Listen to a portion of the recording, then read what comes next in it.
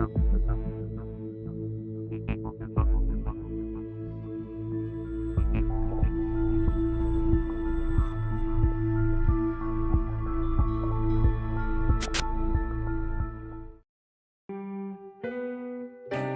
material audiovisual a continuación corresponde al esfuerzo de investigadores en conjunto para informar de los siguientes temas a la audiencia de este canal.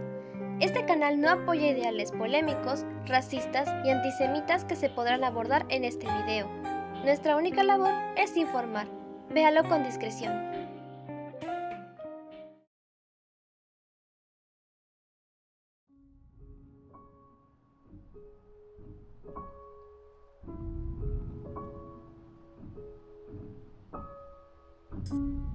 Se dice que en 1950 varios trabajadores encontraron objetos muy peculiares que provenían de una civilización alienígena, pero que luego de varios sucesos inexplicables en la zona, la UNAM decidió restringir el sitio y enterrar el caso. Rubén Salazar, un famoso fotógrafo y periodista de investigación, se dio la tarea de ahondar en todo este asunto y en su momento pudo obtener documentos que confirmaban la muerte de un hombre tras tocar uno de los artefactos y la intervención del gobierno estadounidense, pero dichos documentales están perdidos actualmente. Aquí hay una inconsistencia en el mito, ya que las excavaciones ocurridas durante la década de 1950 estaban enfocadas en otros estudios, el riego para el pueblo náhuatl y su uso de arroyos fijos, mientras que la cantera no tiene relación con esta excavación, sino con otras de la industria minera. Se trataba de una placa de asfalto que fue explotada por el humano. En esta cantera yace actualmente un gran agujero, que fue usado desde 1970 por el gobierno de la Ciudad de México para extraer basalto, que en realidad eran restos del volcán Xitle, que estalló hace 1600 años. Cuando este recurso se agotó en 1995, el terreno volvió a la administración de la UNAM. Hoy queda un hueco alimentado por lagos artificiales, producto de la actividad minera, y que ha desarrollado una vegetación sin igual. A finales de 1980, se quiso usar esta zona para construir complejos inmobiliarios y financieros, pero investigadores de la UNAM defendieron la zona y se les otorgó como anexo de la zona de recuperación ecológica en diciembre de 1996. Es decir, durante más de 4 décadas la supuesta cantera protegida por militares estuvo libre para que cualquiera pudiera seguir excavando. Presuntamente, imágenes como esta fueron tomadas por el periodista Rubén Salazar, famoso por haber escrito reportajes y columnas para Los Angeles Times, además de haber obtenido documentos sensibles referentes a este caso, que se encuentran perdidos. Las imágenes provienen del mockumentary, La conspiración de Orión, del cineasta polaco Seb Janiak, conocido por su trabajo en videos musicales de Daft Punk y Janet Jackson, además de una larga carrera fotográfica. El falso documental trata de dar una explicación al fenómeno ovni de forma mística y fantástica. No es gratuito que la zona de Xitle haya sido elegida para este mito, ya que desde hace décadas este volcán ha sido tomado por diversos grupos de personas que encuentran en él un espacio místico. Hasta el investigador Didier Méndez realizó un estudio sobre cómo el Xitle es la ubicación preferida de varios jóvenes para ingerir LSD en busca de encuentros mágicos espirituales. La razón es que Xitle tiene una carga histórica importante, que mezcla fenómenos naturales con otros sociales, como la búsqueda de identificación con la cultura mexicana previa a la conquista, también cargada de misticismo.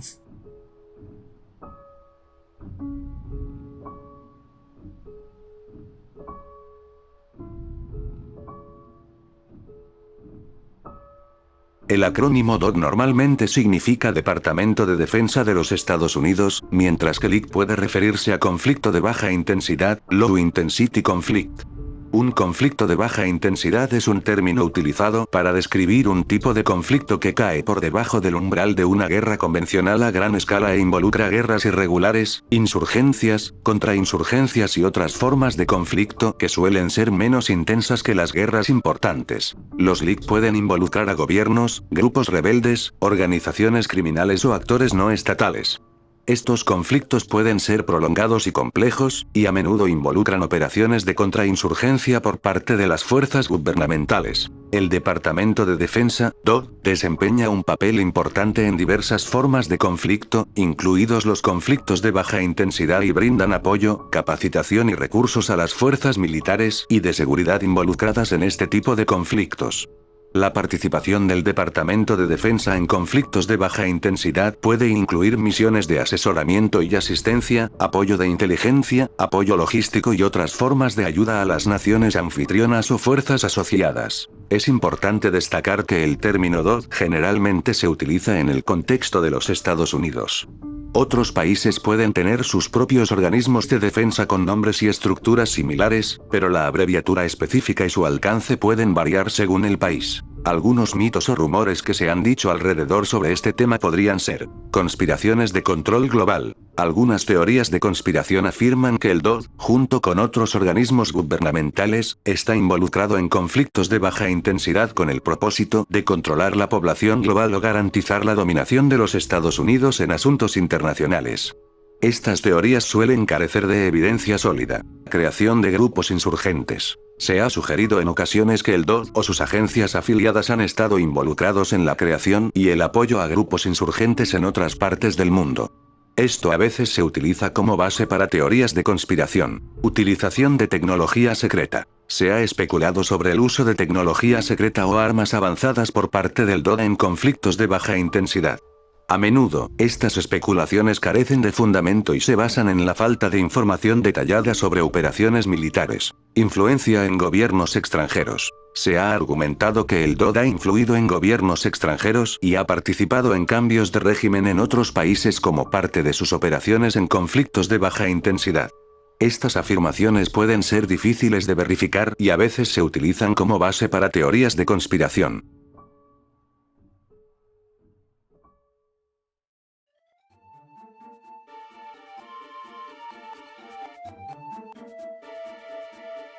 Fue un arma utilizada por los soldados romanos en un momento que marcó la historia de la humanidad: la crucifixión de Jesús en el Gólgota.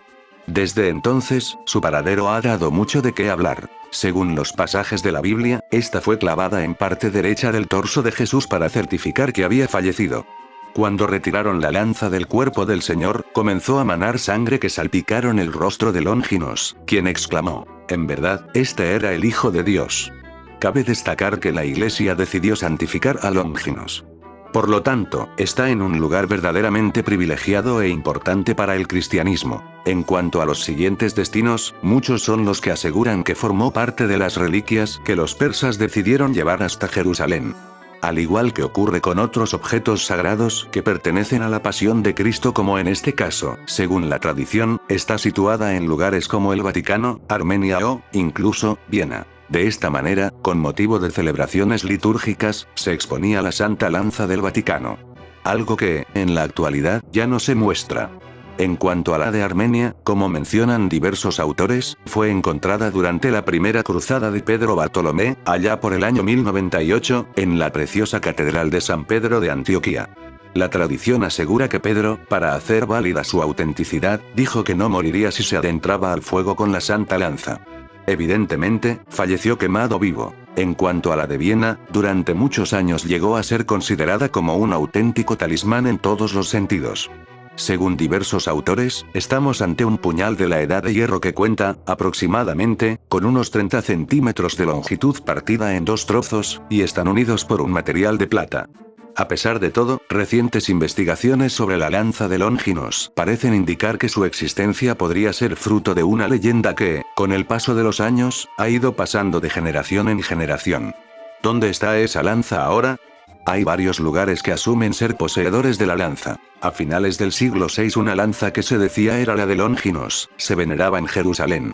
En el año 615 la punta de la lanza, que estaba partida, fue llevada a Constantinopla y la depositó en la iglesia de Santa Sofía. Cuando Constantinopla cayó en manos de los turcos, en 1492, el sultán Bajazet envió la lanza al Papa Inocencio VIII, para que éste liberara a Cicim, hermano del sultán y prisionero del Papa. Desde hace más de 500 años esa lanza está en el Vaticano. Pero no toda. La parte inferior de la reliquia fue a manos del rey francés Luis IX, que la colocó en la Sainte-Chapelle. Pero su destino fue trágico. La destruyeron durante la Revolución Francesa. Era falsa. Otros dicen que la lanza estaba en Antioquía.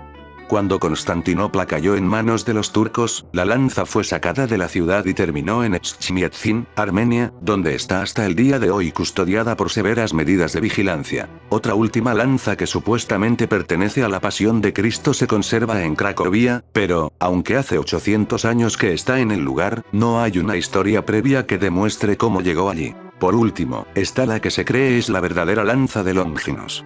Ella se encuentra en Viena, Austria, y es utilizada desde 1273 en la ceremonia de coronación del emperador de Occidente. Y aquí entra Adolf Hitler en la historia. La lanza había estado en poder de monarcas como Constantino y Carlomagno, que lograron victoria tras victoria militar con la lanza sagrada en su poder.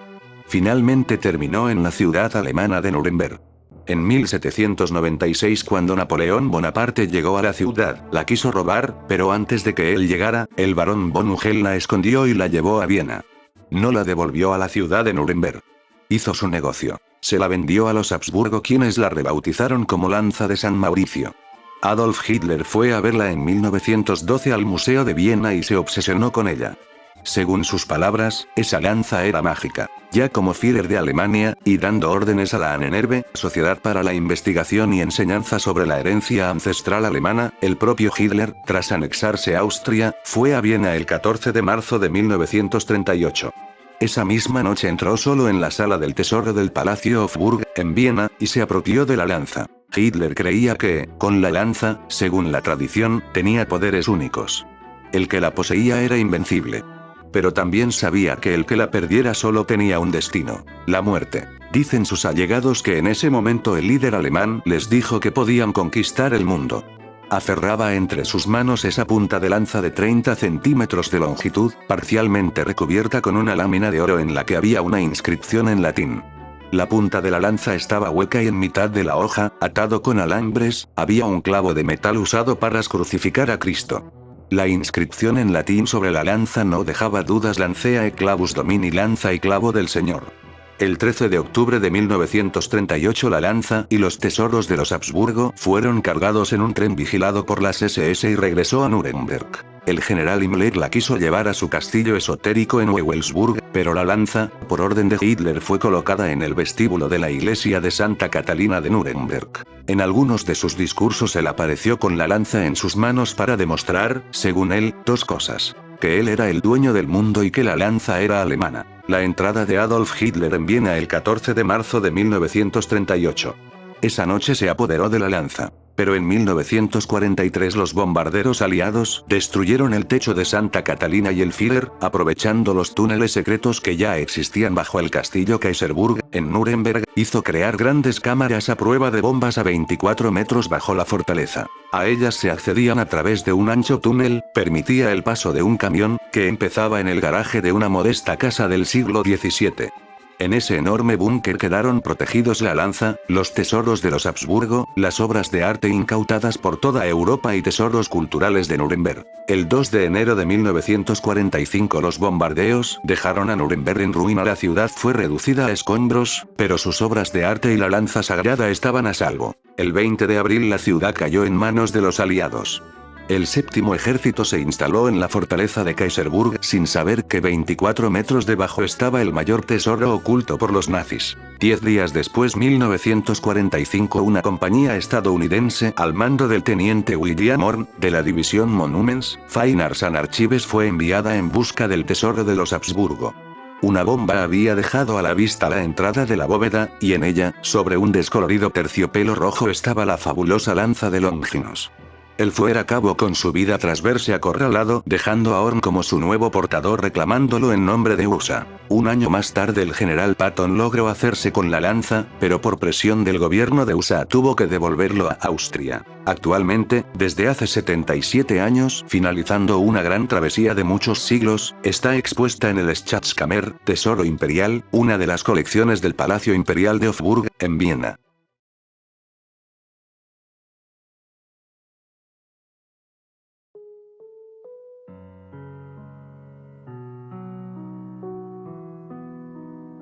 Gran parte del antiguo Egipto fue gobernado por hombres, aunque también tuvieron el mando las mujeres. De seguro escucharon las historias de Hatshepsut o Cleopatra, pero, ¿conoces a Nitocris?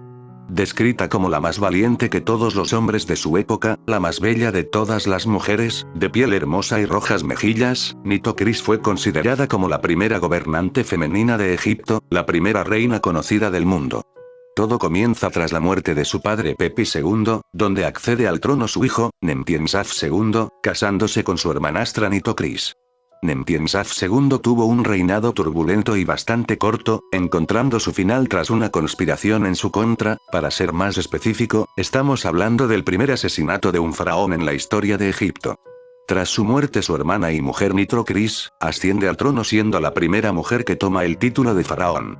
Durante el reino antiguo donde ella fue la responsable de ordenar a construir la tercera pirámide en Giza, gobernó Egipto durante 12 años. Aunque todo llegó a su fin cuando decidió vengar la muerte de su hermano, ideando un astuto plan, construyó una espaciosa cámara subterránea y, con el pretexto de inaugurarla, organizó un banquete, invitando a todos los que ella sabía que habían sido responsables del asesinato de su hermano.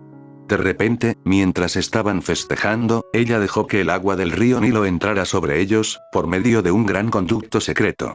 Ahogaron a todos los traidores, y aunque logró con éxito su venganza, había eliminado nobles y personas de renombre, por lo cual, ella tendría que pagar por su crimen. Así fue que con mucha fuerza de voluntad y determinación, ella decidió incendiar su palacio, acabando con su vida en el proceso y dando fin a su reinado. Con la muerte de Nitocris se da por finalizado el Imperio Antiguo y da comienzo una etapa que se conoce como el primer período intermedio. En un comienzo algunos historiadores creen que Nitocris jamás existió, que su nombre procede de una confusión debido a la escasa información que se tenía de ella.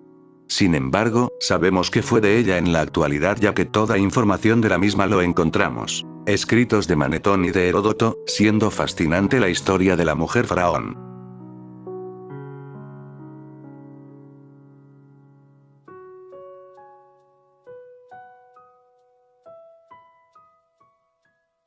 North Hollywood Shootout. En una mañana de febrero del año 1997, dos experimentados ladrones de bancos de nombre Larry Phillips Jr. y su compañero Emil Matasaranio se dirigían a su siguiente objetivo de robo en la sucursal norte del Bank of America.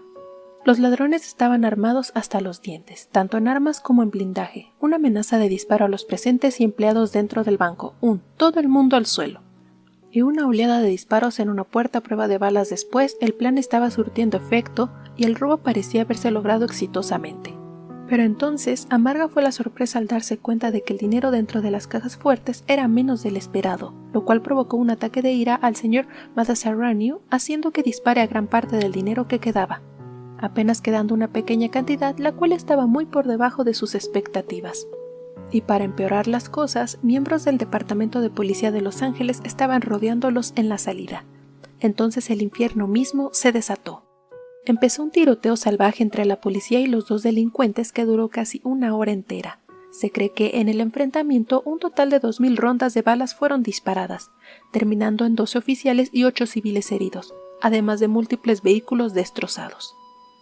Fue entonces que empezó una persecución policial hacia los ladrones, con Phillips escapándose de a pie mientras que Matasaranio en un vehículo de escape. Por supuesto, aquí también hubieron disparos y caos de por medio, al punto en que parte del evento estaba siendo transmitido en la televisión nacional y en tiempo real. Al final, el altercado terminó llevándose consigo la vida de 2 personas, las de los ladrones. Matasaranio murió por desangrado después de ser incapacitado por un oficial, mientras que Phillips decidió quitarse la vida con un disparo ante las circunstancias. Este a la fecha sigue siendo recordado como uno de los tiroteos más violentos y sangrientos en la historia de los Estados Unidos. Los bandidos fueron inmortalizados como los High Incident Bandits o bandidos de alto incidente, e inspiró a múltiples películas como 44 minutos del año 2003, una dramatización semificcional del evento, además de una canción, también con el mismo nombre, compuesta por el conocido grupo de thrash metal Megadeth en el año 2009.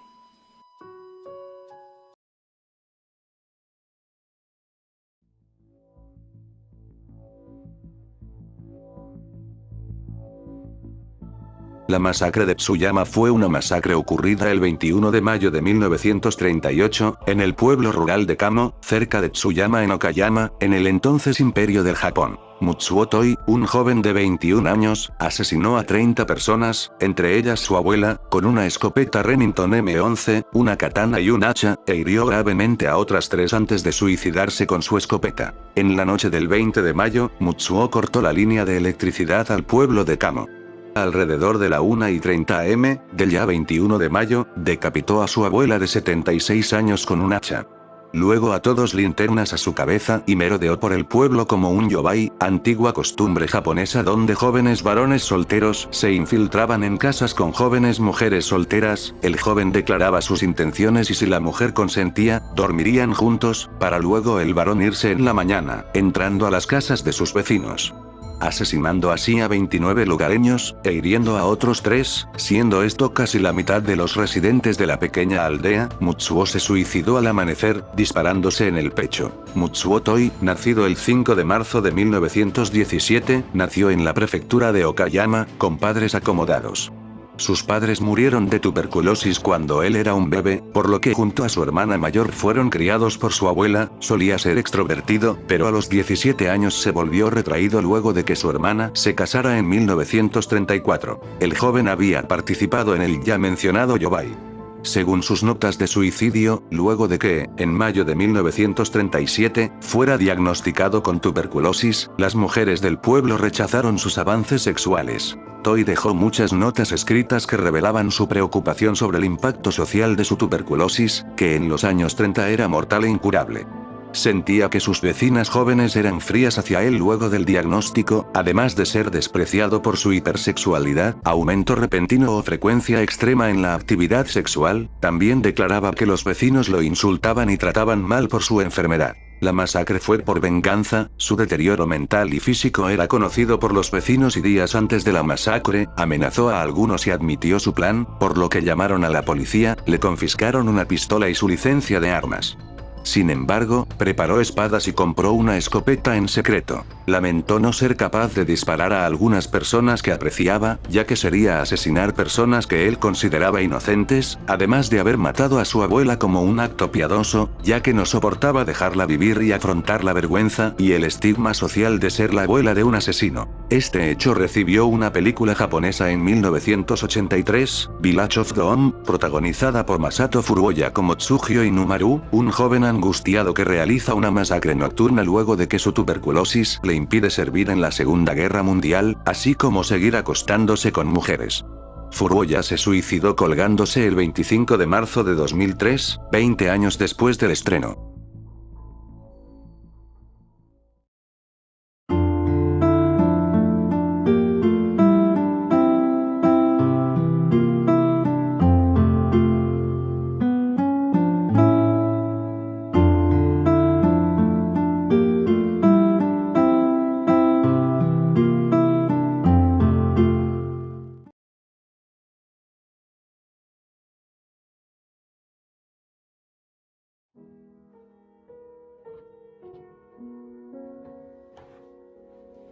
La concepción de la piel como un posible parásito alienígena es un planteamiento fascinante que nos invita a reconsiderar el órgano más grande del cuerpo.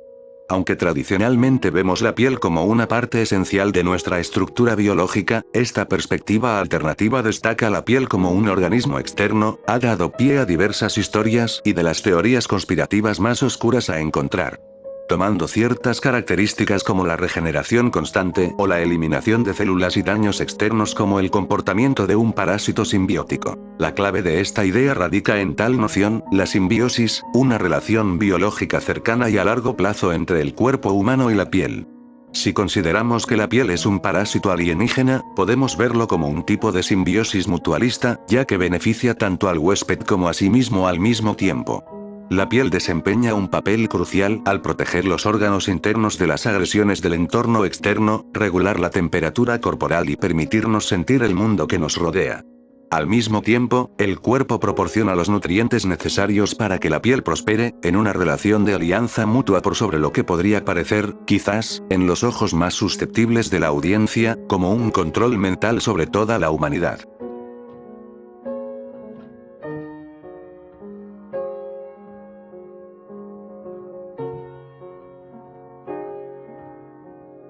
El arte, sin duda, es una de las pocas cosas que nos separan de los animales, ya que es un método único para expresarnos, ya sea a través de la pintura, la escultura o la música.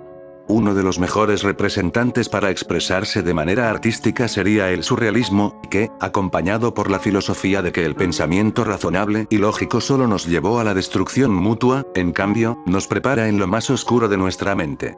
Con esta idea en mente, y tomando un poco de inspiración del movimiento dadaísmo, el surrealismo empezaría a dar sus primeros pasos a finales de la Primera Guerra Mundial, dando libertad a diversos artistas para expresar sus pensamientos, compartir y cuestionar sus opiniones de la época a través del surrealismo, esculpiendo sus pensamientos. Obras como The Lovers de René Magritte o Guernica de Pablo Picasso, sin duda, son representativas de este arte.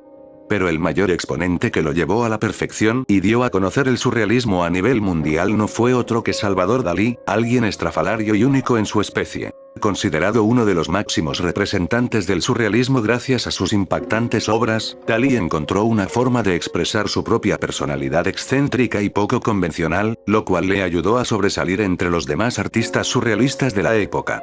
Pintando sus fobias, como la muerte, representada como hormigas, y sus preocupaciones en torno al sexo y las enfermedades venéreas, Dalí también se autorretrataba como una masa amorfa e inútil en sus obras. Dalí mostraba una fuerte tendencia hacia el narcisismo y la megalomanía, cuyo objetivo era atraer la atención pública. Como él mismo decía, la diferencia entre yo y los surrealistas es que yo soy el surrealismo, una afirmación que plasmó en cada una de sus obras. Es curioso que, siendo artista, escritor y diseñador, Salvador Dalí comenzó a ganar fama gracias a una película en la que trabajó con el director Luis Buñuel, llamada Un perro andaluz.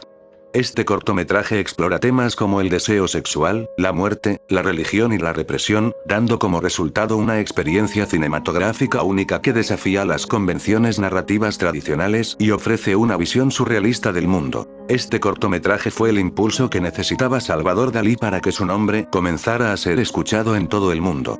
Desde entonces, Dalí participó en numerosas exposiciones tanto en Europa como en Estados Unidos, consolidando su reputación como uno de los artistas más influyentes del siglo XX. También colaboró con otros artistas y diseñadores en diversos proyectos, como la marca de Chupa Chups, siendo Dalí el responsable de su logo tan característico. Incluso tuvo la oportunidad de colaborar con Walt Disney en la producción de un cortometraje animado titulado Destino. Walt Disney quedó impresionado por el talento artístico de Dalí después de ver algunas de sus obras surrealistas. El cortometraje combina la animación tradicional de Disney con elementos surrealistas característicos del estilo de Dalí. Destino es una pieza visualmente impresionante que ofrece una experiencia única y surrealista para el espectador. A lo largo de su vida, Dalí mantuvo una vida personal extravagante y a menudo controvertida. Dalí desarrolló un creciente interés por la ciencia y la teoría cuántica durante los años 50, integrando conceptos científicos en su obra, como el principio de incertidumbre de Heisenberg y la teoría de la relatividad de Einstein, en un intento de explorar la relación entre la ciencia y el arte. La recepción crítica de las obras de Dalí en los años 50 fue mixta. Algunos críticos elogiaron su capacidad para combinar la técnica tradicional con la visión surrealista y sus exploraciones de temas profundos como la religión y la ciencia. Sin embargo, otros críticos consideraron que su trabajo era excesivamente comercial y sensacionalista, y lo acusaron de desviarse de la pureza del movimiento surrealista. En general, los años 50 representaron una etapa de evolución para Salvador Dalí, en la que exploró nuevas temáticas y experimentó con la integración de la ciencia y la religión en su arte. Su trabajo en esta década sigue siendo objeto de interés y debate entre críticos y admiradores. Posiblemente, este sería el fin de su carrera artística, ya que, a medida que envejecía, Dalí experimentó una serie de problemas de salud, incluidos trastornos neurológicos que afectaron su movilidad y su capacidad para trabajar de manera productiva. Estos problemas de salud contribuyeron a su reclusión y aislamiento en sus últimos años, sin contar la pérdida de su esposa Gala Elward, quien fue su apoyo en momentos difíciles y a quien le debía mucho. Su muerte tuvo un profundo impacto en Dalí, quien quedó devastado por la pérdida de su compañera de toda la vida. Finalmente, en enero de 1989, a la edad de 84 años, Salvador Dalí falleció. Su muerte puso fin a una vida marcada por la creatividad, el escándalo y la controversia, dejando un legado duradero en el mundo del arte.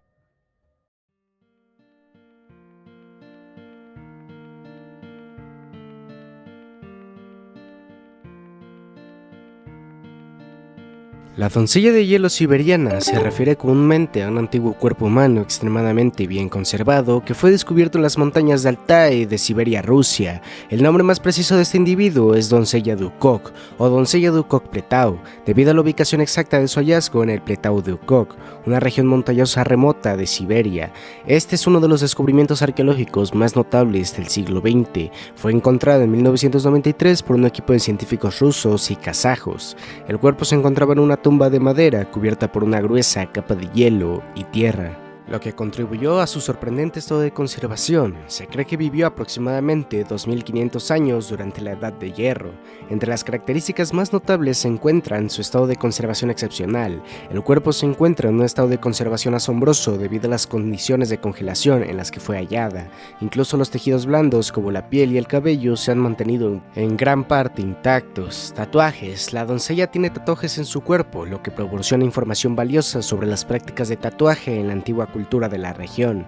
Ropa y accesorios. Se encontraron restos de ropa y objetos personales, incluyendo una peluca de cabello real y una especie de gorro ceremonial que proporcionan información sobre la vestimenta de la época. Significado cultural. Se cree que pertenecía a la cultura Pacific, una antigua cultura nómada que habitaba la región de las montañas de Altai. Su descubrimiento ha arrojado luz sobre prácticas funerarias y la vida cotidiana de estas personas en la antigüedad. Su descubrimiento ha sido de gran importancia tanto para la arqueología como para la comprensión de la historia y la cultura de Siberia en la antigüedad. Su estado de conservación ha permitido a los científicos realizar investigaciones detalladas sobre su vida y su época. El cuerpo ha sido objeto de estudios multidisciplinarios que han proporcionado información valiosa sobre la historia y la arqueología de la región. Algunas teorías referentes que se mencionan son teorías sobre su muerte, dado que la causa de la muerte no se pudo determinar con certeza. Ha habido especulaciones sobre cómo murió.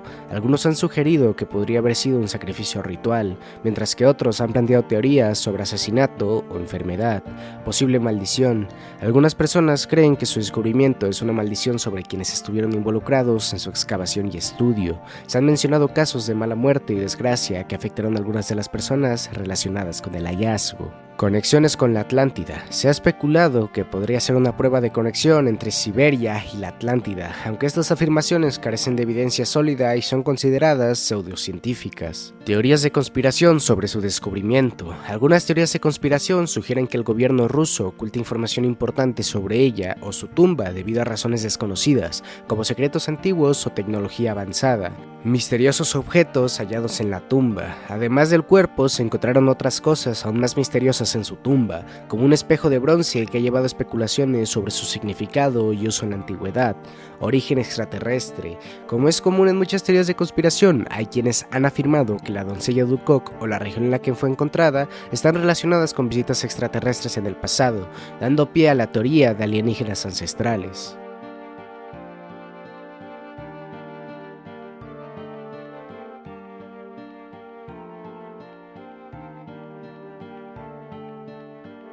El caso de Adam Lanza y la masacre de Sandy Hook se refiere a un trágico evento que tuvo lugar el 14 de diciembre de 2012 en la escuela primaria Sandy Hook en Newtown, Connecticut, Estados Unidos. Adam Lanza, un joven de 20 años, ingresó a la escuela y abrió fuego, matando a 20 niños de entre 6 y 7 años, así como a 6 adultos, incluyendo a maestros y el director de la escuela, antes de quitarse la vida.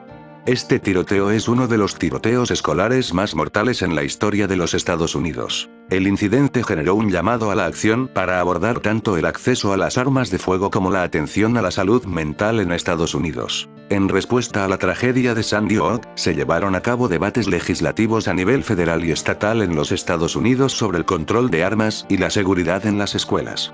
Siendo infectivo la reducción de casos similares por desgracia. Hay varios mitos y teorías conspirativas que han circulado en relación con el caso. Es importante recordar que la gran mayoría de estas teorías han sido desacreditadas y desmentidas como, por ejemplo, la teoría de la falsa bandera. Algunos han sostenido que la masacre de Sandy Hook fue un evento planeado por el gobierno para justificar la implementación de políticas de control de armas más estrictas. Esta teoría carece de evidencia sólida y es ampliamente rechazada. Crisis Actors. Se ha afirmado que los padres de las víctimas y los sobrevivientes de Sandy Hook eran actores contratados y que la masacre nunca ocurrió. Esto ha sido ampliamente desacreditado, y numerosos padres y familiares de las víctimas han sido acosados y han enfrentado amenazas como resultado de estas teorías falsas. Desafío de la evidencia. Se ha argumentado que la evidencia presentada en relación con el tiroteo fue manipulada o falsificada. Sin embargo, las investigaciones oficiales, incluyendo el informe del FBI, respaldan la versión de los hechos presentada por las autoridades. Lo más importante a recalcar es una presunta imagen del cuerpo sin vida del perpetrador y que posiblemente ande circulando en algún lado de internet, como se hace lo mismo con las imágenes de los cuerpos sin vida de los perpetradores de Columbine, o eso creo de haber escuchado y visto, pero, como se sabe, nunca se ha revelado o mostrado dicha foto por respeto y además de que el padre reclamó que su cuerpo fuera extraditado hacia su familia para hacerle un funeral privado y una cremación. Se puede decir que lo de la presunta foto del cuerpo sin vida de Lanza resultaría en ser ni más ni menos que un bulo más de internet, así como un pedazo de Lost Media bastante delicado.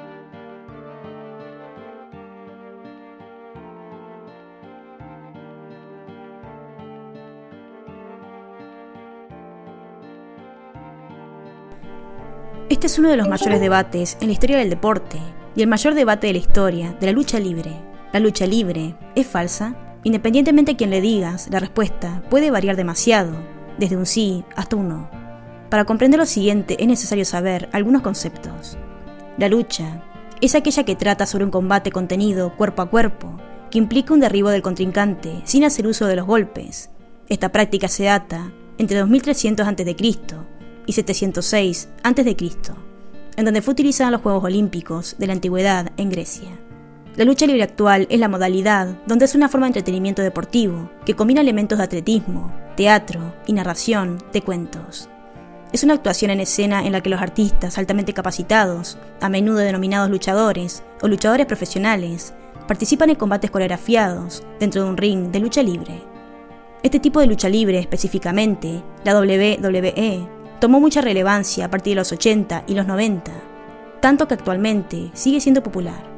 Pero aparte de eso, de una forma u otra, la WWE se volvió demasiado popular debido a los dramas que estos ocurrían dentro o fuera de las cámaras, lo que comenzaría a ser cuestionado y ganar demasiados detractores para decir que no solo la WWE es falsa, sino toda la lucha libre en general.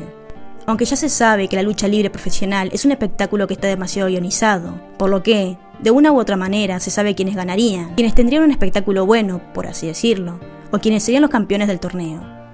También incluyendo la sobreexageración de las actuaciones y de las posibles lesiones que llevan algunos de los movimientos, o de momentos que se podrían considerar tres cosas, que pueden ser extrañamente convenientes, que pueden ser demasiado irreales o muy exagerados. Lo que al mismo tiempo, varios luchadores o ex luchadores han declarado que efectivamente es falsa. No obstante, también han pronunciado a varios luchadores, principalmente de la WWE, diciendo que la lucha libre no es falsa. Pero para no extenderme demasiado, vamos a poner unos dos casos iguales, o sea, un luchador que defiende la lucha libre, y el caso de una luchadora ex UFC diciendo que es falso. Si eres asiduo en este mundo, quizás conozcas a Sheamus, el famoso luchador de la WWE, en SmackDown, con el pelaje pelirrojo, que más de una vez ha pronunciado sobre la veracidad de la lucha libre, sobre todo en la WWE. Sin embargo, todo surgió nuevamente cuando en 2021, el luchador de nombre SM Punk dijo lo siguiente: veo mucho la lucha libre hoy en día como un teatro. Podría haber habido un momento en el que me sentía ofendido cuando alguien dijera eso, ¿verdad? Es como llamarlo falso. Probablemente hubo un momento en el que me enojaría si alguien la llamara falsa. Ahora la llamo falsa todo el tiempo. Sheamus contestó a esta declaración de la siguiente manera: entra en el ring conmigo y te mostraré lo real que es. Pregúntales a mis oponentes. Ese estigma ha estado en la lucha libre o en la WWE durante décadas. Estoy orgulloso de traer un estilo muy físico. Mira mis combates con Drew, Bobby o Big E. Es un elemento diferente cuando estoy ahí fuera. Para aquellas personas que dicen que no es real, miren mis luchas durante la pandemia, especialmente con esos tipos. Y no podrán decirlo, porque no hay nada falso en eso. También debemos incluir que los luchadores son arrojados con objetos contundentes y que estos también se lanzan de alturas realmente enormes. Hay casos en la lucha libre en donde los luchadores son gravemente heridos, en donde hicieron que terminaran su carrera profesional, y en casos más pesados puede venir hasta quedar parapléjico o en estado vegetal, y en casos más extremos, la muerte. Hay casos de luchadores que por una lesión fueron obligatoriamente retirados de su profesión, como por ejemplo el caso de Edge, que en el año 2003 Durante un espectáculo resultó gravemente afectado del cuello, retirándose en el 2011 y volviendo en 2021. Otro caso es el de Darren Drozdov, o también conocido como Droz. En 1999, en una lucha con Dee LeBron, en donde resultó afectado del cuello, provocando que Droz estuviera en silla de ruedas de por vida.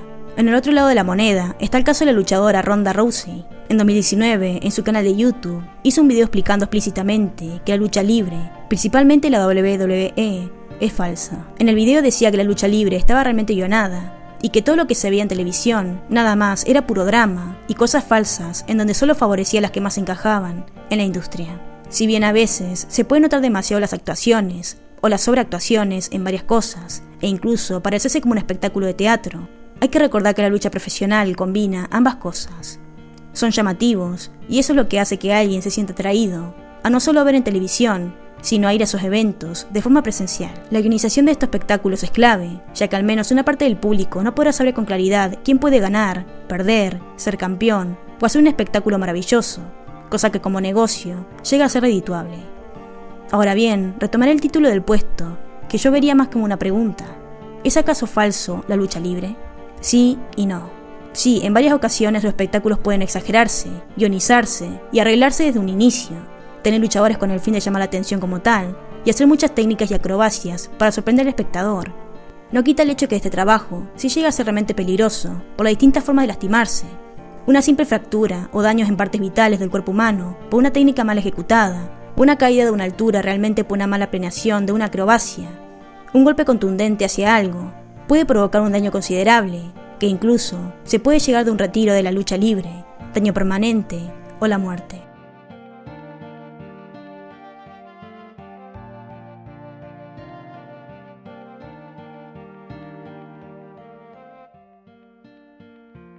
Incesto en la Biblia. Según una ley bíblica, está prohibido que se realicen actos incestuosos, algo contradictorio ya que en algunas historias y pasajes bíblicos se mencionan casos de incesto. Un claro ejemplo serían los hijos de Adán y Eva, que en un punto de la historia tuvieron que casarse entre sí para propagar la humanidad, lo que es considerado incesto. Otro ejemplo de incesto sería de Lot y sus dos hijas que recurren al incesto después de la destrucción de las ciudades de Sodoma y Gomorra, emborrachando a su padre Lot para después acostarse con él y tener descendencia.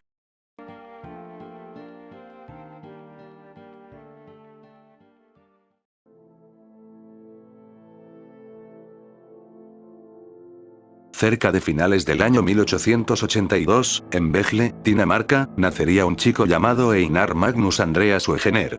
Desde su más tierna infancia, él era distinto a la gente de su alrededor, mientras que muchos de los suyos hacían trabajos orientados al comercio, Einar decidió dedicarse al arte. Fue cuando creció y empezó a asistir en la Real Academia Danesa de Bellas Artes, donde conoció a la señorita Gerda Wegener, quien era también muy apasionada en lo mismo. No pasó mucho hasta que empezarán a formar un noviazgo, y un eventual matrimonio. En una ocasión, la modelo que Gerda usaba para su arte no había llegado en el momento en el que debía entregar un trabajo sumamente importante para su carrera, por lo que decidió entonces pedirle a Einar, su ahora marido, que tomara su lugar usando prendas femeninas. En un principio, se negó rotundamente a ponerse los vestidos, hasta que eventualmente cedió tras tanto insistir de su esposa. Fue entonces, al vestirse las prendas, que Einar se sintió bien, bastante bien. Empezó entonces a seguir queriendo usar esas ropas por más tiempo, lo cual llevó a que él y su esposa armaran una especie de juego en el que Einar iría vestida de mujer junto con su esposa a múltiples fiestas y eventos, pretendiendo ser la prima de esta, y adoptando el nombre de Lily. Esto sigue así hasta el punto en que muchos hombres se interesaron en su aspecto, convencidos de que era una mujer hecha y derecha. Fue entonces que, pasando el tiempo, Einar empezó a identificarse más como una mujer. Es imposible adivinar si Gerda, quien de tonta tenía poco, conocía y amaba a Einar como nadie, sabía dónde se estaban metiendo ambos cuando le pidió a su marido que se vistiera de mujer aquella tarde, en el apartamento que compartían en Copenhague. Pero para ninguno de los dos la vida volvería a ser la misma. Einar nunca se había sentido tan auténtico como cuando se puso esos tacones y, gradualmente, empezó a vestirse de mujer. Él, o para este punto, ella, quería ser llamada y conocida como Lily dejando atrás su identidad masculina. Esto desató muchos conflictos en su vida, como etapas de depresión debido a sentirse atrapada por los prejuicios del qué dirán, hasta su eventual divorcio de Hedda. Por suerte, Lily eventualmente pudo encontrar a un nuevo amor, que, aunque en la actualidad no se le conoce su identidad, se cree que la respetó tal y como era, y ambos fueron bastante felices. Un hecho relevante en la vida de Lily Elbe fue su encuentro con el Dr. Magnus Hirschfeld en 1930, un médico y defensor de los derechos LGBT en la Alemania de la época. Fue a través de Hirschfeld que Lily encontró la posibilidad de realizar una serie de cirugías pioneras para cambiar su género de manera más completa, por lo que Magnus le hace la propuesta de liderar su cirugía. Pasa el tiempo, y en 1931, Einar, ahora identificándose completamente como Lily, toma un vuelo hasta Alemania para realizarse una cirugía de cambio de sexo, después de investigar sobre casos donde este procedimiento se logró con éxito en algunas personas. El proceso consistía en un total de 4 operaciones. La primera operación consiste en la extirpación de los órganos genitales masculinos. Las siguientes 3 operaciones fueron lideradas por el Dr. Kurt Warnekros. Dicha experiencia médica marcó un hito en la historia de la cirugía de reasignación de género por diversas razones. Si bien no era la primera cirugía de reasignación de sexo, sí fue la que más registro y documentación tenía hasta ese momento. Tras haber finalizado las primeras 2 operaciones, se pudo cambiar de nombre legalmente y también se logró que su matrimonio fuese anulado por el rey de Dinamarca en 1930. Meses después, Lily había logrado hasta ese entonces no había presentado mayor complicación tras sus cirugías. Pero entonces, Lily expresó lo que más quería para su operación, lo cual era ser capaz de volverse una madre de su nuevo esposo Claude Lejeune. Esto se podía lograr mediante un trasplante de útero. Semejante operación no había sido hecha antes en la historia médica, pero después de insistir al doctor, se hizo el intento. Desgraciadamente, Lily no pudo sobrevivir a la última operación y fallece, debido a una complicación médica. Su sistema inmunológico había rechazado el trasplante de útero, lo cual llevó a una infección letal. Pero antes de morir, Lily escribió estas palabras para su hermana: «Anoche soñé con mamá. Me cogió en sus brazos y me llamó Lily. He probado que he tenido el derecho a vivir durante 14 meses. Puede que 14 meses no sea mucho tiempo, pero a mí me han parecido una vida entera y feliz». Lily Elbe falleció el 13 de septiembre del año 1931 a los 49 años, viviendo como mujer los últimos 20 años de su vida, y fue enterrada en el cementerio de la Trinidad, en Dresde, Alemania. Por suerte, su legado no terminó olvidado, y actualmente Lily Elbe es recordada en la historia como una de las primeras personas transexuales en la historia. Además, puede representar el viaje complicado que muchas de las personas transgénero pueden llegar a pasar. También es celebrada por lo valiente que fue en querer ser ella misma, ante los innumerables baches, e incluso tras morir demasiado temprano, muy seguramente está feliz de saber que hasta nuestros días, ella sigue siendo recordada como mujer. Uno de sus aportes fue estar en contra de la patologización de las personas trans y favor de la identidad autopercibida. Como dato extra, su historia también sirvió como inspiración para la película La chica danesa, un filme biográfico lanzado en 2015 y dirigido por Tomo Oper, director del Discurso del Rey y Los Miserables. Fue ampliamente reconocida y aclamada por el público y la crítica cinematográfica.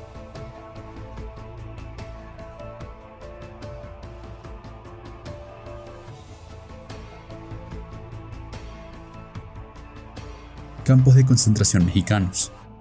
Suena sorprendente, pero esto fue real. Los campos de concentración en México fue algo que pasó durante la Segunda Guerra Mundial, aunque fueron por unos 3 años. Algunas personas no saben que la Alemania nazi no fue la única en utilizar campos de concentración. De hecho, la idea de un campo para almacenar a varias personas de diferentes etnias y hacer trabajos forzados no vino del tipo con el bigote chistoso. Esto provino desde el siglo XVII en varias zonas de Lituania y Polonia, en ese tiempo conocido como Confederación del Bar. Tiempo después fueron usados en diversos conflictos. Incluso hoy en día, lamentablemente, aún existen estos campos de concentración, la mayoría ubicados en Asia con nombres de campos de reeducación. Volviendo al tema, México tuvo campos de concentración a pesar de que varias personas desconocían de este tema. Uno de los campos que fueron puestos fue en la hacienda de Temixco, a 100 kilómetros de la Ciudad de México.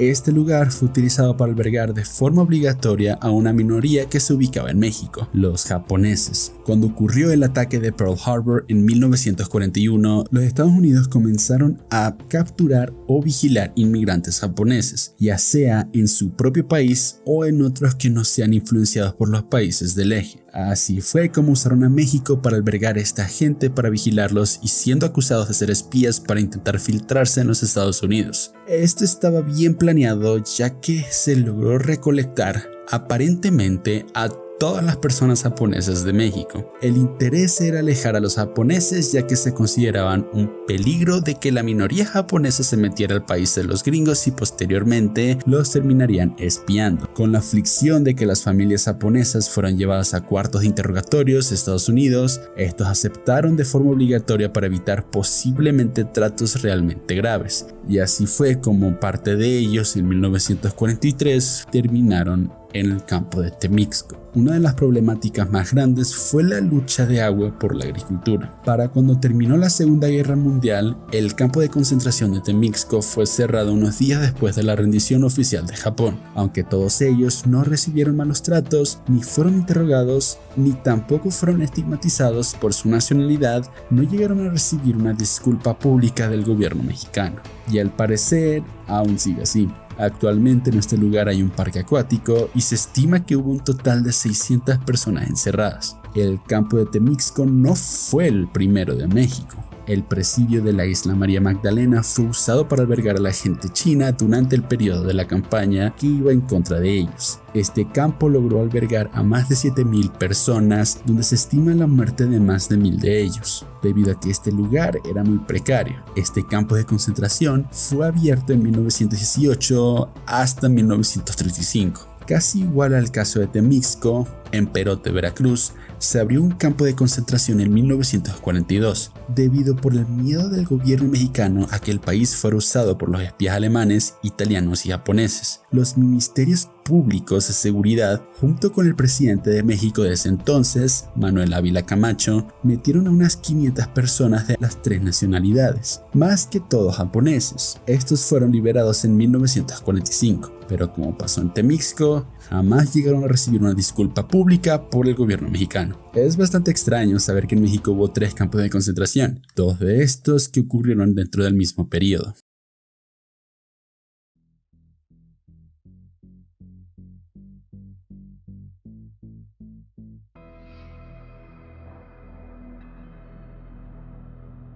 El Golfo de Cambat ha sido objeto de algunas teorías de conspiración y afirmaciones místicas, aunque es importante recordar que muchas de estas afirmaciones hay que tomarlas con pinzas. La ciudad sumergida de Dwarka. Una de las teorías más destacadas es la supuesta existencia de la ciudad sumergida de Dwarka en el Golfo de Cambat. Dwarka es considerada en la mitología hindú como la antigua morada del señor Krishna. Se ha afirmado que se han encontrado estructuras sumergidas en el Golfo que podrían corresponder a Dwarka. Algunos defensores de esta teoría creen que esto respalda la narrativa mítica, aunque la comunidad científica no ha llegado a un consenso sobre la autenticidad de estos hallazgos. Teorías de civilizaciones perdidas. Algunas teorías de conspiración sugieren que el Golfo de Cambat podría haber sido el sitio de una civilización antigua y avanzada que quedó sumergida debido a cataclismos o eventos naturales. Estas afirmaciones a menudo se basan en la creencia de que se han encontrado estructuras subacuáticas en la zona que no pueden explicarse fácilmente. Santuario submarino de Shivaji. Otra teoría controvertida se refiere al llamado Santuario submarino de Shivaji. Se ha afirmado que existe una estructura submarina que podría ser un antiguo templo o monumento hindú dedicado al rey Chhatrapati Shivaji, una figura histórica importante en la India. Al igual que en el caso de Dwarka, estas afirmaciones han sido objeto de debate y controversia.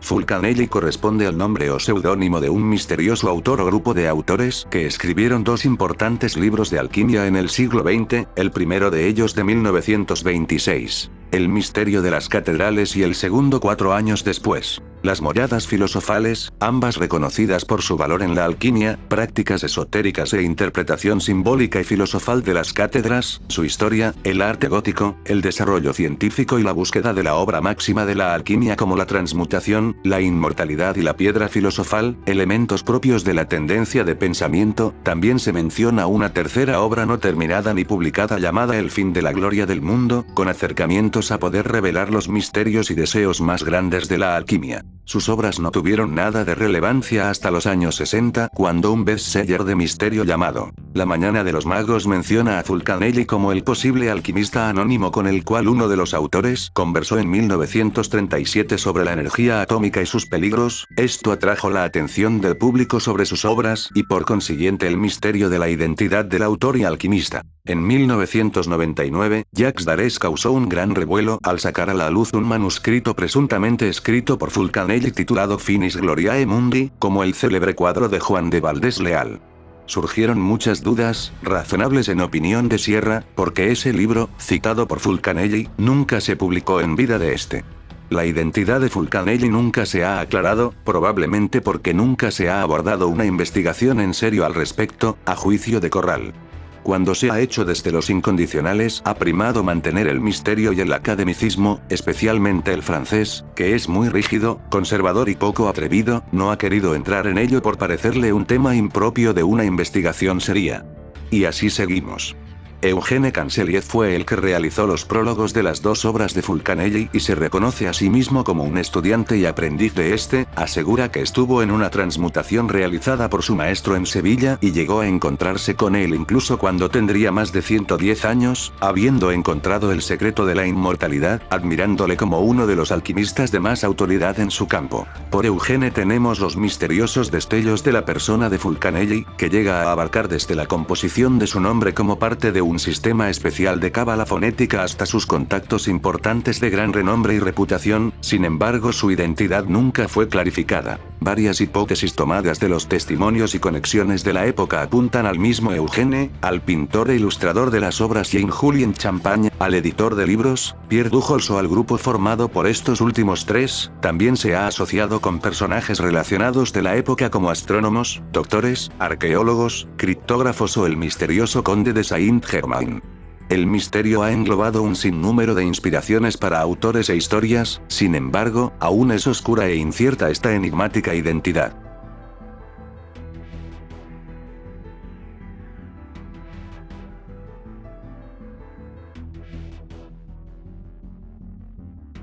El yacimiento arqueológico de Calixtlahuaca está situado en la falda de un cerro junto a la actual Toluca, en México.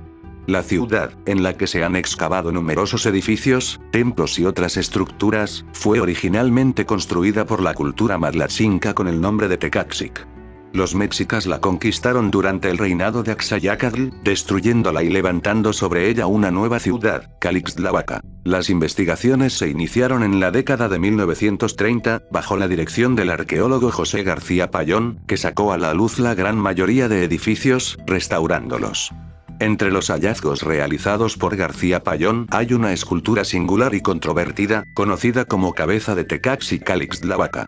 Apareció en 1933 en un depósito de ofrendas o ajuar funerario encontrado bajo 3 capas intactas de suelo de una estructura piramidal. Al excavar en la zona arqueológica de Calixtlahuaca, en México, los arqueólogos descubrieron un conjunto de objetos que rodeaban una misteriosa cabeza.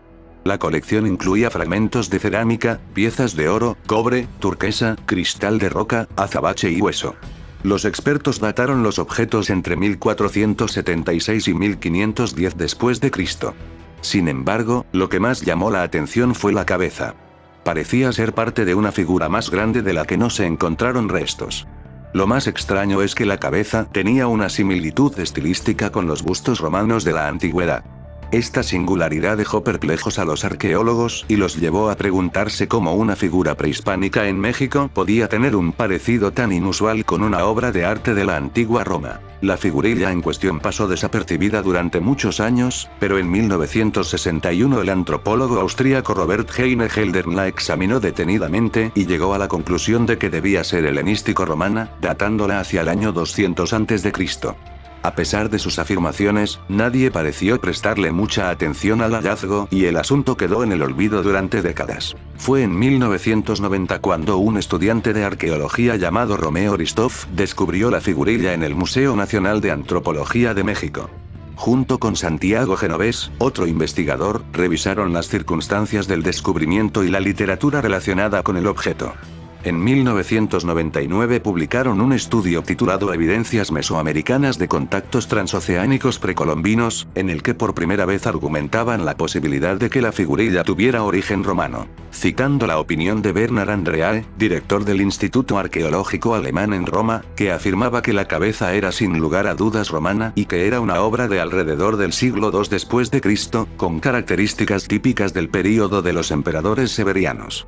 Además, mencionaron otros descubrimientos de objetos romanos en América, como las monedas encontradas en 1963 durante la construcción de un puente sobre el río Hoyo en Louisville. En 1995, se llevaron a cabo pruebas de termoluminiscencia en el Max Planck Institute de Heidelberg para tratar de esclarecer el origen de la misteriosa cabeza.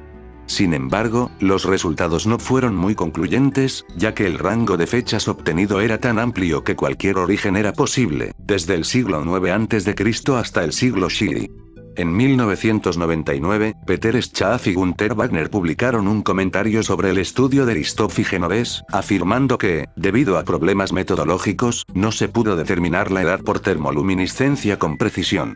Aunque se pudo calcular un rango de edad de 870 a.C. al 1270 después de Cristo.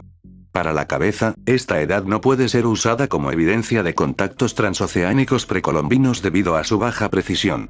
Aunque este rango de fechas descarta una fecha de fabricación colonial, no puede ser utilizado como argumento para su origen. Ha dejado perplejos a expertos en arqueología durante décadas, sigue siendo objeto de debate e incertidumbre. El profesor de antropología de la Universidad de Arizona, Michael E. Smith, ha presentado 4 posibilidades que podrían explicar su origen. La primera de ellas es que se trate de un engaño. Según cuenta Smith, un profesor de la Universidad de las Américas afirmaba que la cabeza había sido una broma concebida por un estudiante que participó en los trabajos arqueológicos. Aunque no se ha podido confirmar esta historia, la posibilidad de que se trate de una falsificación sigue siendo una teoría a considerar. Otra posibilidad es que la cabeza, siendo de origen romano, se mezclara por error con los objetos encontrados en la excavación. El arqueólogo García Payón no tomaba notas exhaustivas de sus hallazgos, y se sabe que la colección de artefactos procedentes de Calixtlahuaca está plagada de cerámicas añadidas de otras excavaciones. Una tercera teoría sugiere que la estatuilla romana fue introducida en Calixtlahuaca en los primeros tiempos de la conquista. Esta hipótesis ya se barajó cuando García Payón publicó sus descubrimientos en 1960. Por último, la cuarta posibilidad es que la figura llegara a México de alguna manera durante el período precolombino, quizás a través de Asia. Aunque Smith tiene serias dudas sobre esta opción, tampoco la descarta por completo. Los expertos Romeo Ristov y Genovés han añadido una teoría adicional. Quizá la figura llegó a las costas americanas tras el naufragio de un barco fenicio o bereber. La verdad detrás de la cabeza de Tecax y Calixtlahuaca sigue siendo un misterio intrigante que probablemente nunca será resuelto por completo.